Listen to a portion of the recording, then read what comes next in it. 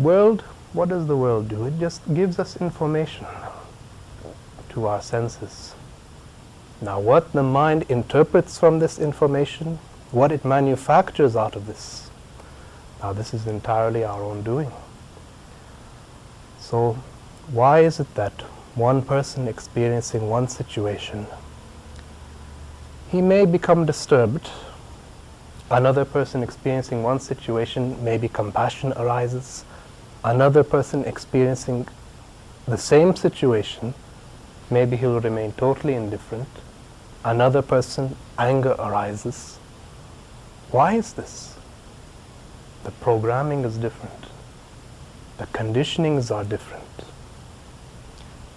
So much of what we're doing in the process of yoga, it's not about twisting and bending the body in different ways. This is about self-inquiry. Because even if the body is perfectly healthy, without this penetrating insight into the mind, why the mind is doing the things that it is doing, then we'll be settling for all kinds of temporary solutions in life, but never a permanent solution. And when I say a permanent solution, I mean we should not be postponing our well-being to tomorrow and tomorrow and tomorrow. And this is what has been happening in the society. We've been trying to settle all kinds of problems through changing the outside. For centuries, how often has it been that so many social revolutions have come and gone, so many political systems have come and gone, and of course everybody has their own ideas of how things should be done, how things should be run, right? Suppose you don't have, it's not just religions that have been fighting in the world. Imagine you removed religion completely. Still people will find other excuses for violence. In politics, politicians are quarreling with one another. One person thinks the society should be democratic. One person's a communist, one person's a Republican.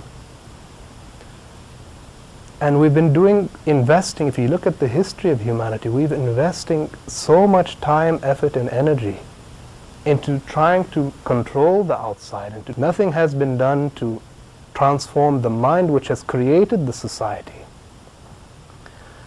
Yes, creating an outside situation the way we would like, it can create a certain atmosphere.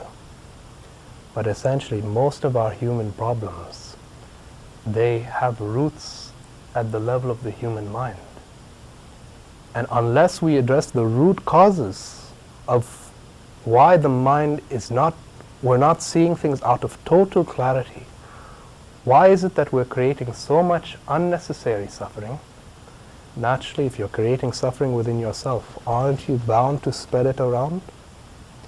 Because our actions in the world, it will reflect what is your inner condition.